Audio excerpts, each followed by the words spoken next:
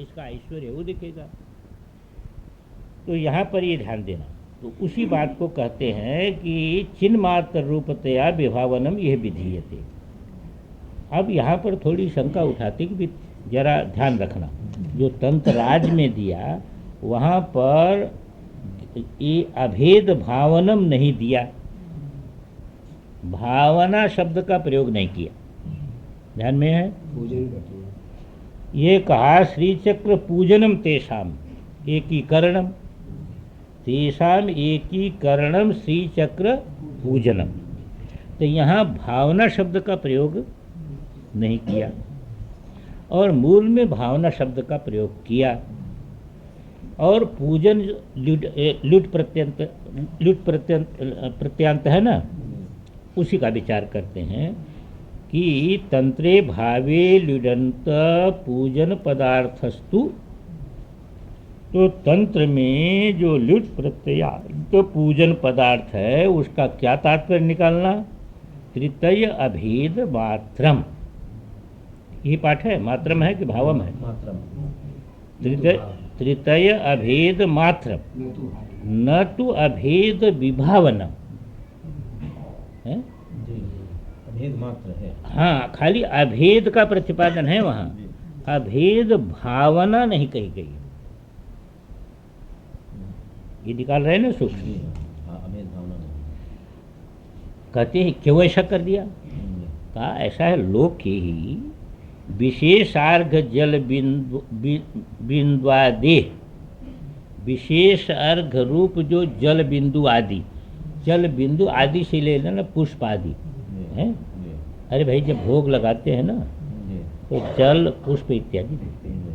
तो जल बिंदुआदि नैवेद्यस्य स्वात्मनस्य देवतायाम समर्पण रूप संबंध, उस अर्घ के द्वारा, विशेष अर्घ के द्वारा नैवेद्य का और स्व का देवता में जो समर्पण रूप संबंध है, इसी का नाम है पूजा।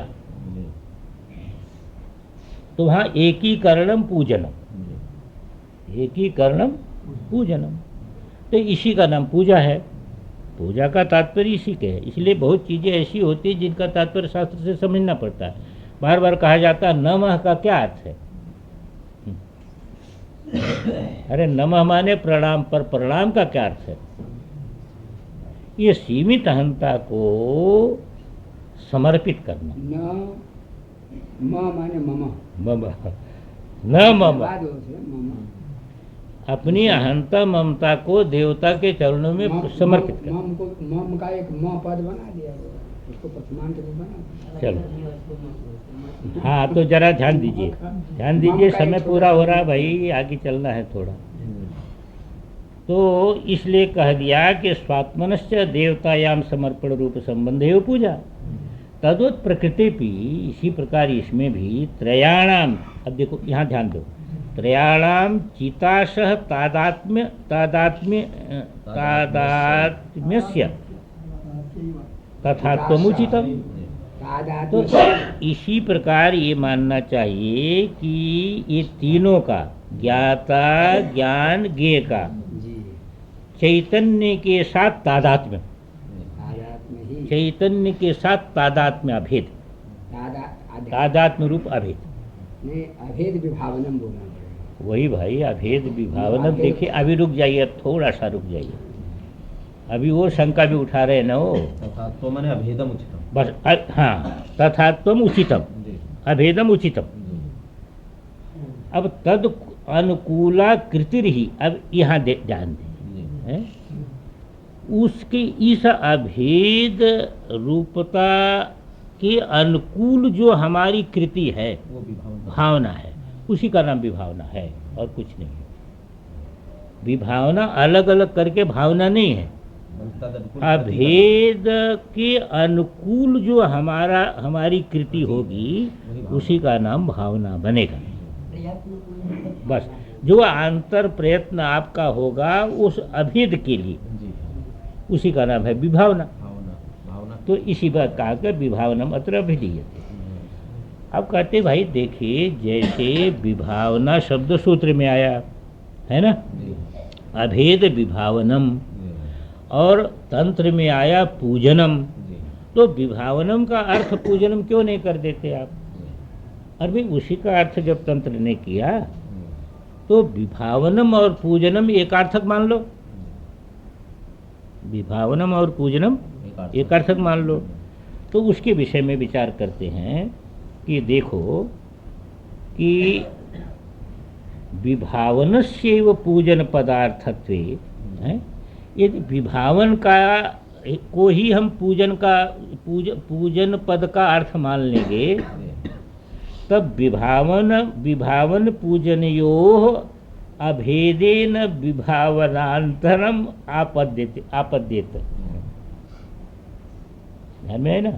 तो क्या होगा कि विभावन और पूजन इन दोनों के एक करने के लिए एक विभावन की जरूरत पड़ेगी। और अरे भाई, जैसे विभावन का पर्याय पूजन मान लिया, तो फिर एक विभावना की जरूरत पड़ेगी। एक विभावना की, क्योंकि आप उपासना कर रहे हैं तो एक विभावना की और जरूरत पड़ जाएगी। हाँ, एक और विभावना की अंतर पड़ जाएगी। अगर विभावना का अर्थ हम पूजन करेंगे तब जरूरत है। तब जरूरत पड़ेगी। विभावनांतरम आपद्येत तेन करणे लिडन्तस्य श्रौतः पूजन शब्दः। इसलिए करण में जो लुट प्रत्यांत श्रौत जो पूजन शब्द है, वहाँ भी पूजन है ना, श्री चक्र पूजनम। इधर तो अभेद भावनम, इधर कहा श्री चक्र पूजनम।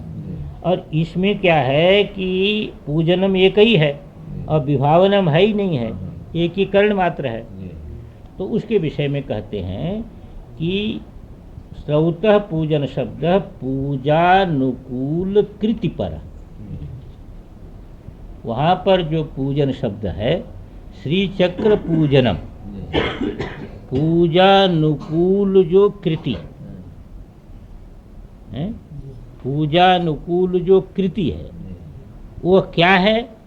अभेद भावना। पूजानुकूल जो कृति है वह क्या है? अभेद भावना। अरे पूजानुकूल जो आप कृति बाहर करते थे, अब यहाँ पर पूजानुकूल कृति क्या होगी? अभेद भावना, अभेद चिंतन। बस इतने हो। इति द्योतनाय, इसको द्योतन करने के लिए एकीकरणम है, एकीकरण रूप उपबृंहण कर दिया कि भाई पूजानुकूल कृति क्या है? एकीकरण। तंत्रराज में कर दिया, तंत्रराज में कर दिया। ऐसा एकीकरण। तो इसलिए थोड़ा सूत्र और उसको लेकर के इतना विचार उन्होंने किया। अब यहाँ तक वस्तुतः क्या है कि यहाँ तक आपका काम पूरा हो गया। यहाँ तक काम पूरा हो गया। आपने देख लिया, पहले जो है ईश्वर गुरु आत्मा को एक किया, और यहाँ पर जो ज्ञाता ज्ञान ज्ञेय करके सारा का सारा जगत प्रतीत हो रहा है वो चिन्ह मात्र है। ये जो नाम रूप के कारण भेद प्रतीति आपको मालूम हो रही है, आप नाम रूप का तिरस्कार कर दीजिए, तो आपको यथार्थता प्रकट हो जाएगी। नाम रूप का तिरस्कार करने में जब तक साधक समर्थ नहीं होगा तब तक इसका जो है आधार नहीं प्रकट होगा। तो नाम रूप इंद्रियों से नाम रूप ही दिखेगा, इसमें किसी प्रकार का संशय नहीं। पर नाम रूप दिखने पर भी नाम रूप का तिरस्कार करना पड़ेगा, क्योंकि ये नाम रूप ही माया है और कोई माया नहीं है। नाम रूप प्रतीति का नाम माया है। यहाँ पर भेद प्रतीति का नाम ही माया है? और ये भेद प्रतीति नाम रूप है। इसको जो है नेत्र आदि सभी कारणों से दिखने पर भी बुद्धि से इसकी उपेक्षा होनी चाहिए। तो सब में अनुस्यूत, सभी नाम रूपों में अनुस्यूत जो चैतन्य है, वो चैतन्य आपके बुद्धि में अभिव्यक्त हो जाएगा। और ये अभिव्यक्त हो गया, यह जीवन मुक्ति है। ये क्या हो गई? ये जीवन मुक्ति है। ये जीवन मुक्ति है। इंद्रियों से नाम रूप प्रतीत होने पर भी आपकी बुद्धि उसको पकड़ती नहीं, चिद रूप से पकड़ती है। ये जीवन मुक्ति है। मतलब प्रतीति और प्रतीति का विषय भेद दोनों माया, ऐसा माया है, माया, ये माया है। इसको तिरस्कार करना चाहिए, इसको महत्व नहीं देना चाहिए। देखिए, ये साधक को नाम रूप के अंदर ही सारा व्यवहार है, पर ये नाम रूप को महत्व नहीं देना चाहिए। इसीलिए संत लोग नाम रूप के आधार पर किसी से संबंध नहीं बनाते। ये पैसे वाला है तो ये कम पैसे वाला है, तो यह सुंदर है, ये कुरूप है, ये स्त्री है, ये पुरुष है, ऐसा संबंध नहीं बनाते। एक समत्व का संबंध बनाते हैं। इसीलिए संतों का व्यवहार में ही विलक्षणता होती है, वो समत्व का संबंध बनाते हैं। यहाँ पर माया भेद ज्ञान, हाँ, भेद ज्ञान ही माया है। इस भेद ज्ञान को हटाना ये है। अब ये भेद ज्ञान का तिरस्कार, क्योंकि भेद ज्ञान तो दिखेगा ही जब तक शरीर रहेगा, परंतु बुद्धि में उसको महत्व नहीं देना है। और सारा जगत इसी को महत्व दे रहा है कि नहीं? अरे व्यवहार में इसी को महत्व देंगे आप। ये प्रधानमंत्री है तो ये मुख्यमंत्री है, ये बड़ा व्यापारी, इसके पास करोड़ों रुपया है, इसके पास कम है, ये दरिद्र है, तो उसके तरफ ऐसे थोड़े देखेंगे आप। जैसे जो है अरबपति की तरफ, प्रधानमंत्री की तरफ देखते हैं, ऐसे देखेंगे उसके प्रति। पर संत की दृष्टि में कोई अंतर नहीं होता। वो बच्चे को भी उसी दृष्टि से देखता है, स्त्री को भी उसी दृष्टि से देखता है, पुरुष को भी उसी दृष्टि से देखता है, और जो है वह बड़े भारी धनी को भी उसी दृष्टि से देखता है, और एक मजदूर को भी उसी दृष्टि से देखता है। व्यवहार में एकत्व नहीं होता है, ये अलग चीज है, पर उसकी दृष्टि ऐसी है कि उसकी दृष्टि में भेद नहीं है। इसीलिए सभी के प्रति उसका स्नेह एक होता है, दो नहीं होता। अंदर जो उसकी है ना, अंदर जो उसकी जो है वह स्नेह शक्ति है, वह सभी के साथ एक रूप में संबंधित होती है। इसको भले ही दूसरा न समझ पावे, पर संत का हृदय यही है, क्योंकि वह संत का हृदय ब्रह्म रूप होता है। और ब्रह्म किसी की उपेक्षा नहीं किया है, सबको सत्ता दे रहा है, सबको प्रकाश दे रहा है। हाँ, ये है, उससे जो है, इसीलिए असंग है ना। ये बाह्य जो है गुण दोष से असंग है, इसलिए संत कभी गुण दोष देख करके किसी से व्यवहार नहीं करता है। उसका गुण दोषात्मक व्यवहार नहीं होता है, समझे आप कि नहीं? व्यवहार अलग होता है, गुण दोषात्मक समझ नहीं होती। इसको बहुत ध्यान से समझना चाहिए। कोई बहुत बड़ा अपमान उसका कर दिया, उसके कभी भी बुद्धि में उसके प्रति विपरीत भाव नहीं आएगा, उसका हितैषी रहेगा। हाँ, वो नाम रूप का तिरस्कार कर देता है, वो आत्मरूप करके गृहीत करता है। इसीलिए उसका अंतः कभी विचलित नहीं होता है। हाँ, तो इसीलिए उसका जो उसकी बुद्धि कभी विचलित नहीं हो सकती है। गुण दोष भी तो नाम रूप है। हाँ, तो उसकी बुद्धि विचलित नहीं होती है। अब व्यवहार में व्यवहार की जो मर्यादा है उसका व्यवहार करेगा, पर उसके हृदय को कौन समझ सकता है? संत के व्यवहार के हृदय को नहीं समझ सकता। वो किसी को थप्पड़ भी मारता है तो बड़ी भारी करुणा है उसके अंदर से। वो कभी अपने से, जैसे देखिए, जैसे आप ये शरीर के अवयवों को अपने से बाहर नहीं करते हैं, तो कभी अंगुली भी कटाते हैं तो अंगुली कटाते हैं किसी कारण से, है ना, पर बाहर करके नहीं। या आपके दांत से जीभ कट जाती है तो दांत नहीं तोड़ते, क्योंकि उसमें आपकी आत्मव्याप्ति है। ऐसी उसका पूरे विश्व शरीर, शिव योगी का संपूर्ण विश्व शरीर है, इसलिए वह अपने से पृथक करके किसी के साथ व्यवहार नहीं करता है। व्यवहार देखो भिन्न है, दांत के साथ एक व्यवहार है, सिर के साथ एक व्यवहार है, पैर के साथ एक व्यवहार है, आँख के साथ एक व्यवहार है, अलग अलग व्यवहार होता है। टोपी यहाँ लगाई जाती है, जूता पैर में पहना जाता है, ये अलग है, परंतु आत्मव्याप्ति एक है कि नहीं? ठीक इसी प्रकार विश्वम शरीरम, उसका प्रत्येक प्राणी के साथ आत्मव्याप्ति है। यही चीज है, यही जीवन मुक्ति है जिसको बता दिया। अब आगे की चीज बस इतने है, आपका जो भावनोपनिषद समाप्त हो गया। अब आगे क्या है कि जो श्री चक्र में जिसको विश्व का आपने प्रतीक कहा, उसमें 9 खंड हैं, 9 चक्र हैं, और 9 चक्रों में तमाम प्रकार की देवियां हैं, और उन देवियों से नियंत्रित ही सारा विश्व का व्यवहार है। सारा विश्व का व्यवहार ये 9 चक्रों में जो बैठी हुई देवियां हैं, इन्हीं से व्यवस्थित है। यही शांति करा देती है, लड़ाई करा देती है, सारा काम इन्हीं के हाथ में है। तो इसको यदि आप आत्मसात नहीं करेंगे हैं, तो विभावना में कमी रह जाएगी। ध्यान में है कि नहीं?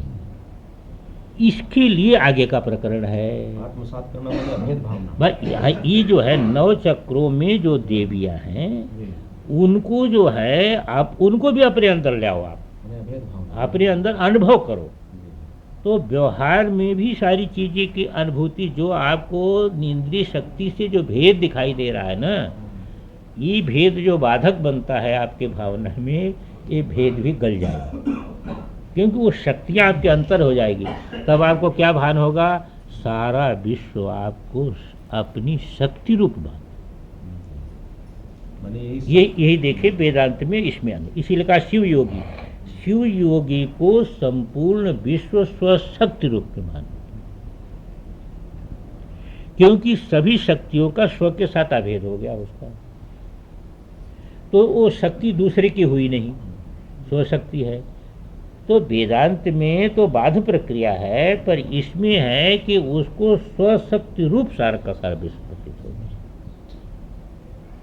इसी के लिए जो श्री चक्र में संपूर्ण विश्व को संचालन करने वाली शक्तियां हैं, उन शक्तियों को अपने अंदर ले आना है।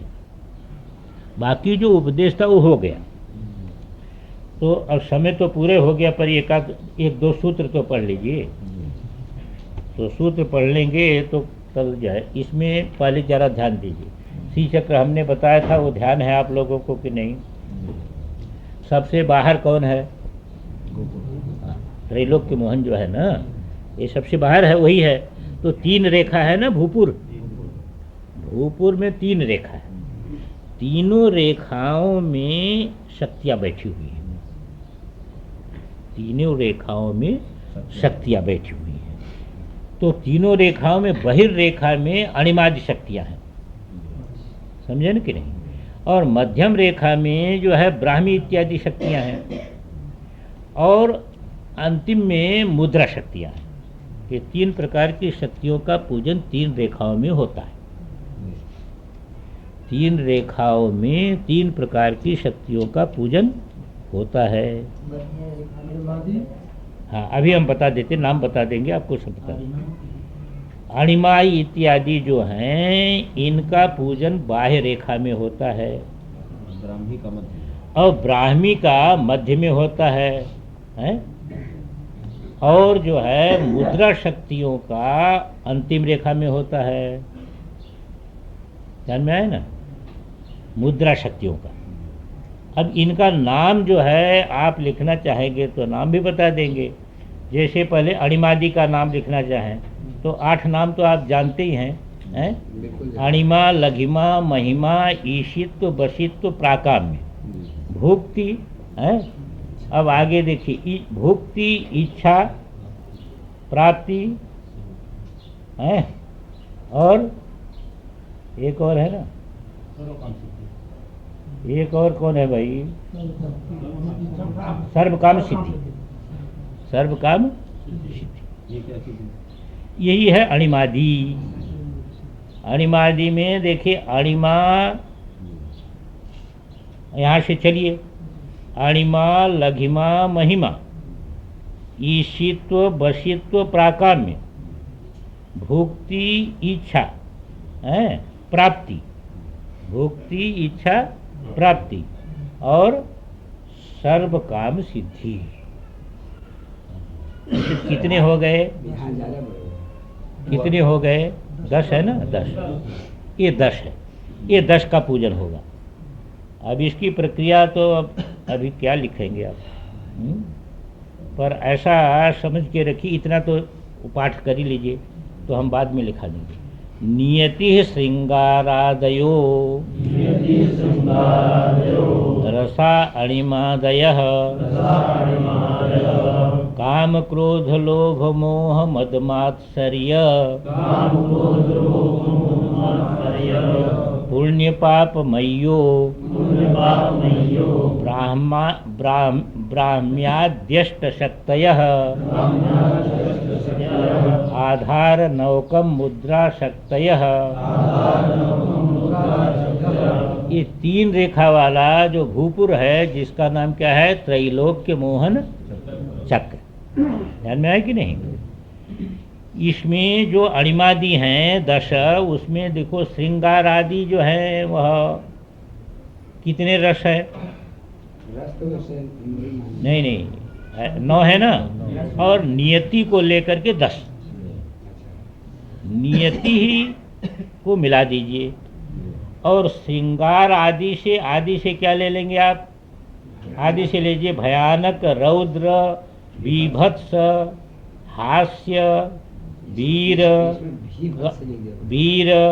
करुणा, है अद्भुत, शांत। समझे ना? अरे भाई उसको रहने दीजिए जरा। हैं ये ध्यान में आ गया कि 9 श्रृंगार आदि आप टीका में देख के समझ लीजिएगा। और एक नियति हो गया, तो कितने हो गए? 10। और ये 10 ही अणिमादि हैं। तो शांत रस का संबंध अणिमा से है।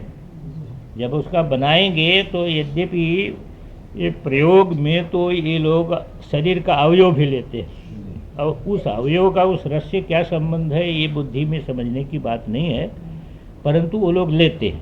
जैसे दक्षांश पृष्ठ रूप शांत रसात्मने, पर एक हमने नमूना खाली बता दिया। आपको समझाना यहाँ इतना है, शांत रसात्मने अणिमा सिद्ध्यै नमः। ध्यान में आया कि नहीं? शांत रसात्मने अणिमा सिद्ध्यै नमः, अद्भुत रसात्मने लघिमा सिद्ध्यै नमः। ऐसे चलना। करुणा रसात्मने महिमा सिद्ध्यै नमः।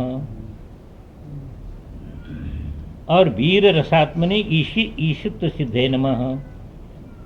और हास्य रसात्मने वसित जो है वह वसित्व सिद्धे नमः।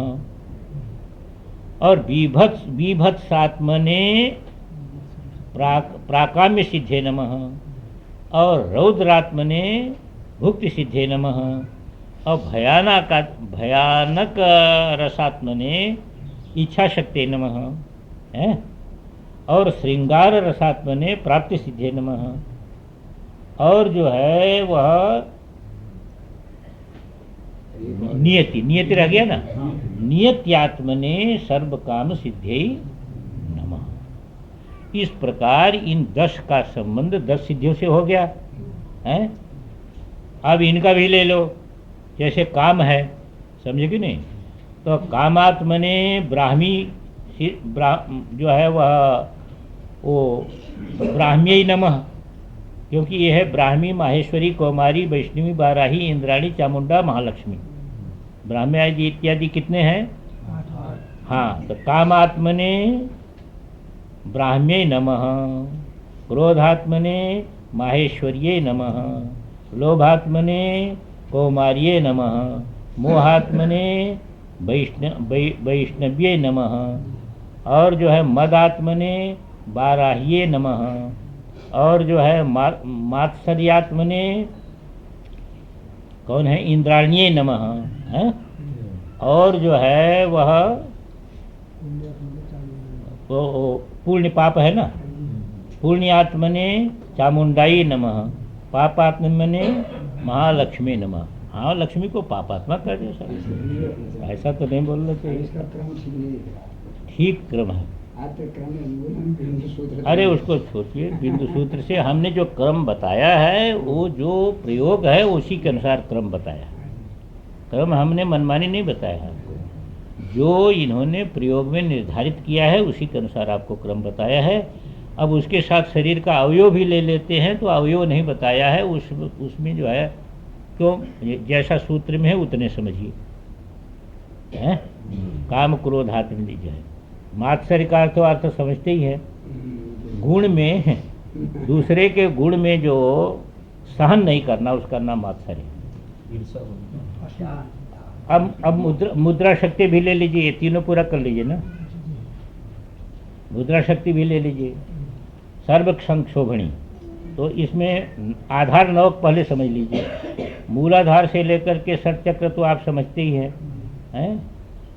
षटचक्र समझते हैं ना। और सहस्रदल कमल तो एक ऊपर एक नीचे 8 हो गया, और लंबिका हो गई 9। क्या हो गई? लंबिका हो गई 9।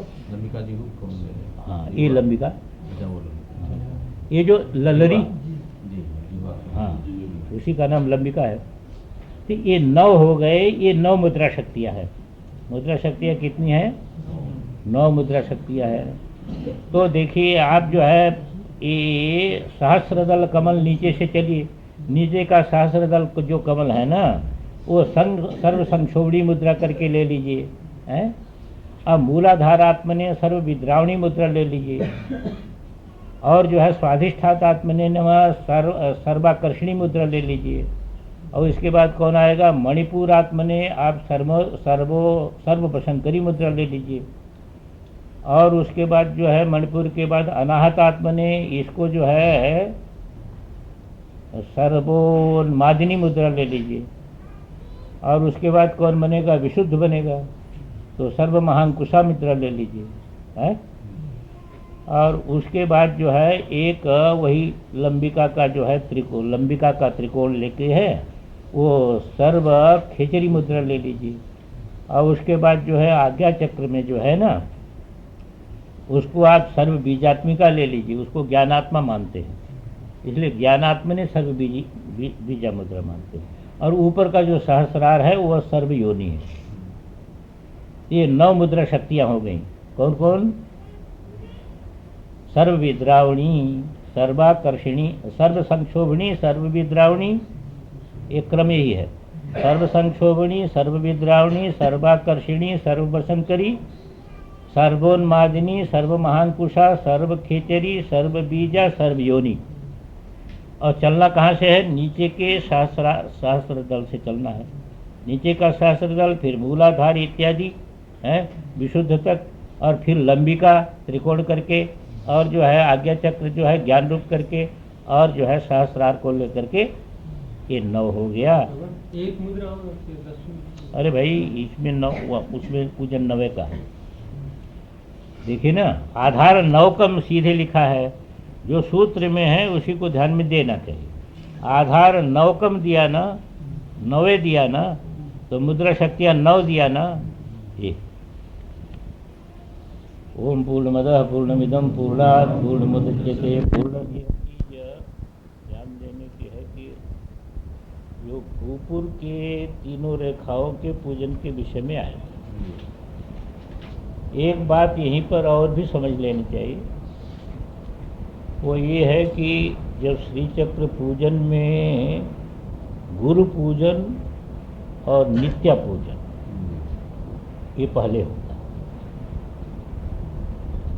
उसके बाद फिर भूपुर से देवताओं का पूजन होता है, बाद में बाहर से होता है। पर इसके पहले गुरु पूजन और नित्या पूजन होता है। गुरु पूजन पहले होता है। हाँ, गुरु पूजन और नित्या पूजन। तो त्रिकोण की जो रेखाएं हैं 3, उन्हीं रेखाओं में क्रमशः 15 नित्या का पूजन होता है। एक एक रेखा में 5-5 नित्या का पूजन होता है, और मध्य में जो है वह षोडशी नित्या का पूजन होता है। उसके बाद फिर आवरण पूजन आरंभ होता है। तो गुरु चर्चा तो यहाँ पर आई, परंतु नित्य चर्चा नहीं आई। अति रहस्य होने के कारण नित्य चर्चा नहीं आई। वहाँ नित्य चर्चा आई, गुरु चर्चा नहीं आई। हैं? गुरुदेव में उसमें अंत में आई, अंत में गुरु चर्चा। गुरु कृपा। तो नित्य चर्चा जो है इसमें नहीं आई, वो अति रहस्य मानते हैं। तो अधिकारी विषय है। हाँ, और वही जो है वह सारे में व्याप्ति उसी की हो, वही जो षोडशी नित्या है और उसी से 15 जो ये कलाएं हैं, इसको लेकर के सारा का सारा सृष्टि है। तो उसका पूजन, इसमें उसकी भी भावना मानते हैं यहीं पर। ये 11वें सूत्र के पहले माने त्रैलोक्य मोहन चक्र माने भूपुर में जो पूजन शुरू हुआ उसके पूर्व में ही नित्या पूजन मानते हैं। और कुछ लोगों का मत है कि अंत में नित्या पूजन, माने नित्या की भावना यहाँ पर करते हैं प्रारंभ में अथवा अंत में। नहीं भाई, या तो जो है वह फिर जब ये समाप्त हो जाएगा उसके बाद, सभी भावना समाप्त हो जाएगी उसके बाद, परंतु पूजन क्रम में पहले करते हैं। गुरु पूजन नित्या पूजन के बाद फिर त्रैलोक्य मोहन चक्र से पूजन शुरू होता है। इसलिए प्रयोग में भासुरानंद नाथ ने यहीं पर नित्या पूजन, तो उसका एक स्वरूप हम बता देते हैं, उसका विस्तार में तो नहीं जा सकते कि उसका प्रयोग कैसा होगा। नित्या तो आप लोग जानते ही हैं, 16 नित्याएं हैं, और तिथि के अनुसार उनका पूजन होता है। तो ऐसा मानते हैं कि हृदय पर हाथ रख करके इसकी भावना, नित्या की भावना की जाती है। तो 24 घंटे में 21,600 हम श्वास लेते हैं और 15 नित्याएं हैं, तो 15 का विभाग कर दीजिए उसमें, तो एक एक नित्या का रूप कितने में बनेगा? 21,600 में यदि 15 का आप भाग करेंगे तो कितना आएगा? 1440। कितना आएगा? 14 से 40। तो 14 से 40 जो श्वास है, इसी श्वास में नित्या की भावना प्रकट। नित्या की भावना किसमें बनती है? तो 44 अधिक 14 शत, 44 अधिक 14 शत श्वासात्मने। अब प्रतिपद तिथि के साथ संबंध करते जाइए। प्रतिपद तिथि रूप कामेश्वरी, पहली कामेश्वरी है ना, कामेश्वरी नित्यायै नमः, ऐसा प्रयोग बनेगा। ये बैठ गया इतना। 44 अधिक 14 शत, 14 से 40 हो गया ना। श्वासात्मने प्रतिपद तिथि रूप, प्रतिपद तिथि रूप कामेश्वरी नित्याय नमः। अब इसी प्रकार 15 का आप बना लीजिएगा। तदुपरि 44 अधिक 14 शत श्वासात्मने, इस प्रकार बना लीजिएगा। उधर कर दीजिएगा द्वितीय तिथि रूप है, भगमालिनी आ जाएगी, भगमालिनी नित्याय नमः। फिर तृतीया में आ जाएगी नित्य क्लीनाय है, चतुर्थी में आ जाएगी भेरुंडाई, पंचमी में आ जाएगी बहनी बासिनी, षष्ठी में आ जाएगी वज्रेश्वरीय, सप्तमी में आ जाएगी शिवदूत्य, अष्टमी आ जाएगी त्वरिताय, नवमी में आ जाएगी कुल सुंदरिय, दसवीं में आ जाएगी नित्याय, नित्या नित्याय, ऐसा उसका नाम है नित्या, नित्या नित्याय। और एकादशी में कौन आ जाएगा? नील पताकाय। अरे भाई तुमको अभ्यास है तो बोलना चाहिए ना। फिर आ जाएगा विजयाय, द्वादशी में क्या आ जाएगा? विजयाय। त्रयोदशी में क्या आ जाएगा? याद नहीं करते हैं, इतना दिन से पूजन कर रहे, याद नहीं। मंगलाय है, और चतुर्दशी में आ जाएगा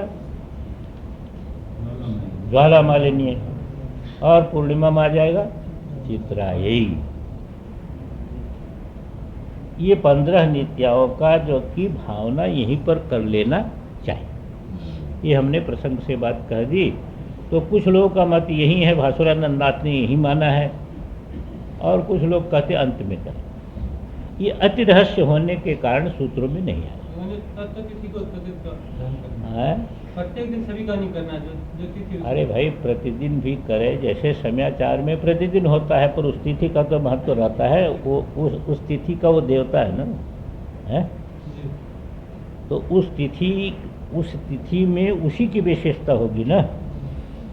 जिस तिथि का जिसका रूप है, जैसे शुक्ल प्रतिपद का रूप है किसका, यही प्रथम का कामेश्वरी, तो शुक्ल प्रतिपद का रूप उसी का है, उसकी विशिष्टता है। हाँ, तो उसकी विशिष्टता रहेगी। द्वितीया को भगमालिनी का जो है रूप वो है, तृतीया को नित्य तुलना का है, फिर भेरुंडा का है, ऐसे करते 15 नित्याय हैं। तो इनकी भावना भी यहाँ पर कर लेना चाहिए, क्योंकि श्री चक्र पूजन में नित्या का पूजन प्रारंभ में होता है, और वो त्रिकोण के जो रेखा है उस रेखा में 5-5 नित्या का एक में होता है। भाई पहला तो त्रिकोण, बिंदु त्रिकोण है ना, त्रिकोण है ना, त्रिकोण की जो 3 रेखाएं हैं, उन रेखाओं में ये वामक क्रम से वो 5-5 का एक रेखा में होगा। पहले बगल वाले में होगा, नीचे वाले में होगा, बगल वाले 5-5 रेखा। तो 5-5 का एक में होता है, 15 हो जाता है। और नित्या जो है महात्रिपुर सुंदरी वो मध्य में है, बिंदु में है। तो इसको यहाँ पर समझ लेना चाहिए। अब ये तो हो ही गया था प्रथम रेखा में। अब भूपुर में चले जाइए आप, हैं? तो भूपुर के प्रथम रेखा में जो प्रथम में हो गया क्या, जो है वह नियति और श्रृंगार आ गया है। ये अणिमादि का हो गया, अणिमादि का हो गया ना, मैंने अणिमा, लघिमा, महिमा, ईशित्व, बसित्व, प्राकाम्य, भुक्ति, इच्छा और प्राप्ति और सर्व काम सिद्धि, इनका हो गया। तो इनका बता दिया था आपको। और उसके बाद मध्यम रेखा में किनका होगा, ये ब्राह्मी, माहेश्वरी, कौमारी, वैष्णवी, बाराही, इंद्राणी, चामुंडा, महालक्ष्मी, ये मध्य रेखा में होगा इनका। किनके साथ से इनका संबंध जाएगा, वही कामात्मने, क्रोधात्मने, लोभात्मने, हैं? और इधर जो है नमस्कार। यद्यपि इनके शरीर में अंग भी निर्धारित हैं, पर उसमें आप पढ़िए मत, वो बहुत लंबा हो जाएगा, फिर वो पाठ्य नहीं समाप्त होगा, लंबा लिखना पड़ेगा। इसलिए इतना मात्र जितना सूत्र में है उतना समझ के रखिए। वो प्रयोग विधि से नोट कर लेते हैं। अब तीसरी रेखा में मुद्रा शक्तियाँ हैं, तो आधार नवकम बता दिया। अच्छा, इसका पहले भाष्य नहीं हुआ था, इसको पढ़ लिया। ये ग्रहवें का भाष्य नहीं हुआ था ना, तो नियति ही पहले नियति है। नियति का अर्थ क्या है, प्रारब्ध। नियति का अर्थ प्रारब्ध, प्रारब्धम एकम। और श्रृंगारादयो 9, श्रृंगार इत्यादि कितने हैं, 9। अब आदि जो कह दिया, श्रृंगारादि, आदि पदार्थ भयानक, रौद्र, बीभत्स, हास्य, वीर, करुण, अद्भुत, शांत, परिग्रह, इन 8 का संग्रह कर लेना आप। बीभत्स है कि भीभत्स? बीभत्स है ना, बी है कि भी? इसमें भीभत्स लिखा है, पर जो है मूल में जो है उसमें विभत्स है। बीभत्स विभत्स है कि विभत्स है? वही तो मेरे को संदेह हो। विभत्स है, बीभत्स है। ये है जो पुरानी जो है प्रतियों में विभत्स है, समझे ना, विभत्स है। ये हो गया ना। तो ये कितने हो गए? 9 तो हो गए श्रृंगारादि, जी। और एक हो गए नीति माने प्रारब्ध। 10 हो गए। एतेषाम दशानाम क्रमेण, जो हमने क्रम बता दिया आपको, उसी क्रम से अणिमादि सिद्धि दशक अभेद, अणिमादि सिद्धि दशक के साथ इनका अभेद समझना चाहिए। अत्र क्रमे मूलम बिंदु सूत्र तो ज्ञेयम है। अब क्रम कैसा रखना, तो कहते हैं बिंदु सूत्र से इसको समझ लेना चाहिए। आपने बता दिया हमने, जो क्रम है बता दिया आपको। श्रृंगारादि इत्यादि पदेन गृहीता नाम क्रमस्य अज्ञातत्वेन है। अब वो तो पद बता दिया, पर श्रृंगारादि में इत्यादि पद से गृहित जो माने भयानक इत्यादि है, जी, उनमें कौन सा क्रम रखना, ये अज्ञात है। ये तो ज्ञात नहीं हुआ। माने बिंदु सूत्र से क्या ज्ञात हुआ? ये ज्ञात बिंदु सूत्र से क्या ज्ञात हो गया कि क्रम जैसा श्रृंगारादि का जो क्रम होगा है, वही ब्राह्मी इत्यादि क्रम के साथ अभेद हो जाएगा। परंतु जो श्रृंगारादि में क्रम है, उसका निर्धारण कौन करेगा? प्रश्न समझ में आ गया कि नहीं? वो तो बिंदु सूत्र से क्रम से ले लेना, पर श्रृंगारादि में जो क्रम है, वो क्रम अज्ञात होने से अन्य तो ग्रहण से उचितत्वात् किसमें दिया हेतु? बिंदु सूत्र से क्यों गृहित करना है?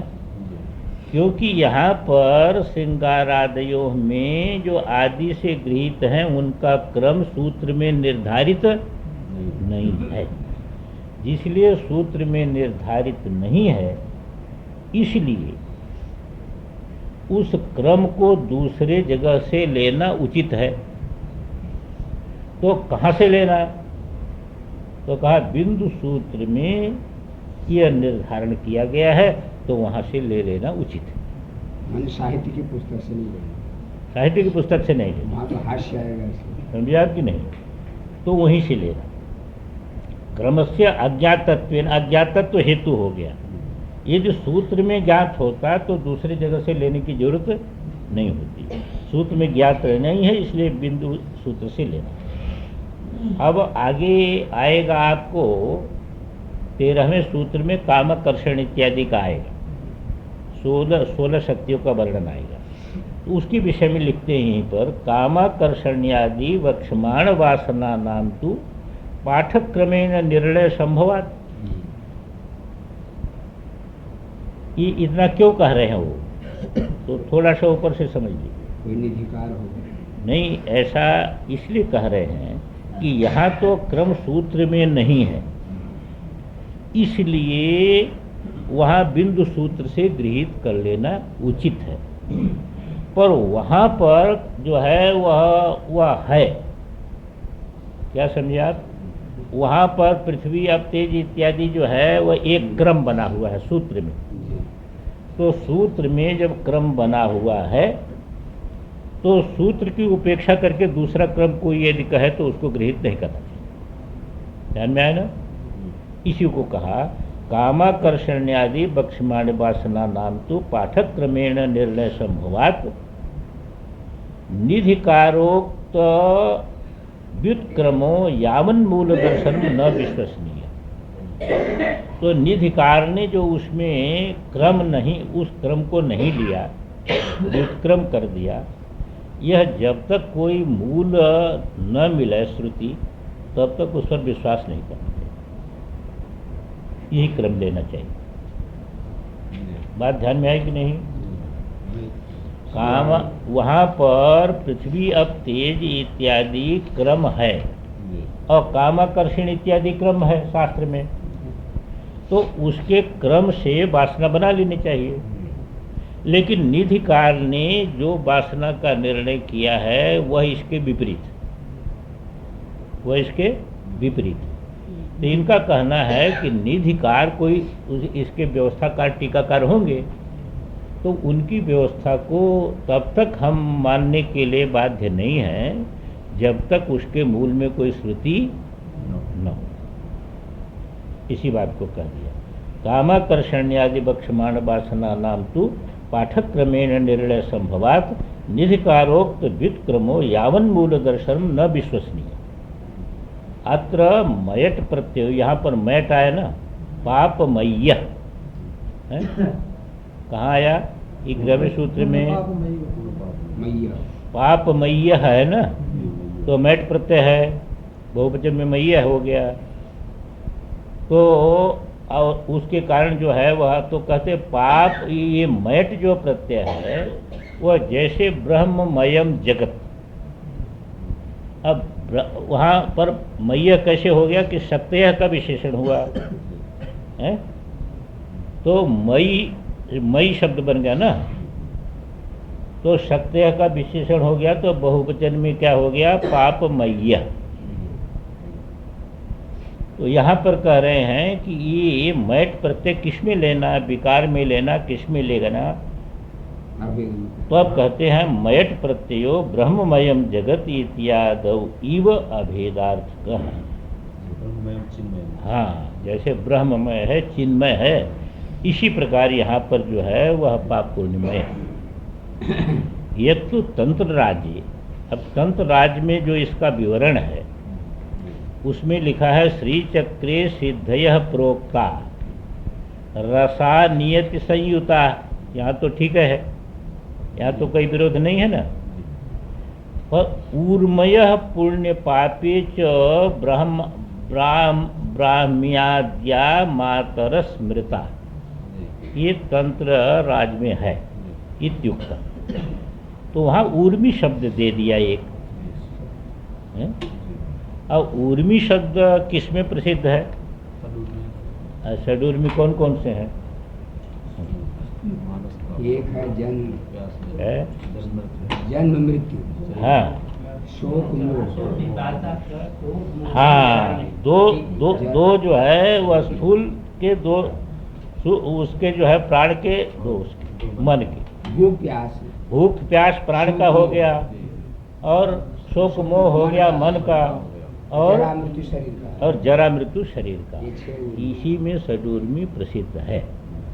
तो अब उर्मय से फिर वो लेना पड़ेगा, तो उसके विषय में कहते हैं कि इत्युक्तम तत्रापि ऊर्मि शब्द कामाद्य अरिषड्वर्ग